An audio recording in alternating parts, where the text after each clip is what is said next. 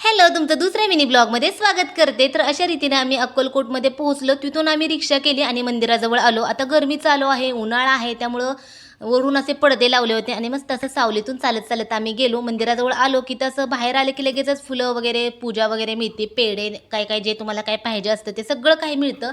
तर आम्ही इथून पूजा वगैरे घेतली. पूजांमध्ये जे काय स्वामींना लागतं ते सगळं देतात ते. मी, मम्मीनं आणि माझ्या मम्मीच्या मामीची सून होती. तर आम्ही असं तिघी आलो होतो. संचित पण होता. पूजा घेतली. आता मी याच्या अगोदर लग्नाच्या अगोदर आलते, त्यामुळं पहिला खूप म्हणजे खूप वेगळं मंदिर होतं.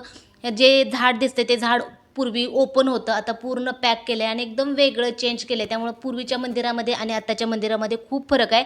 गर्दी खूप जास्त होती. गर्दी जरी जास्त असली तर आम्हाला दर्शन मिळालं, कारण आम्ही आरतीच्या अगोदर आलतो आणि आरतीच्या अगोदर आलं की मंदिरामध्ये गर्दी खूप जास्त असते. तर चला, इथं स्वामी महाराज दिसतात, घ्या पटकन तुम्ही दर्शन. दर्शन घेऊन झालंच असेल. आता इथं आम्ही आरतीची वाट बघत बसलो होतो. चला, तर अजून एक मिनी ब्लॉग लवकर असेल, त्यामुळे तुम्ही तो पण बघा आणि बाय.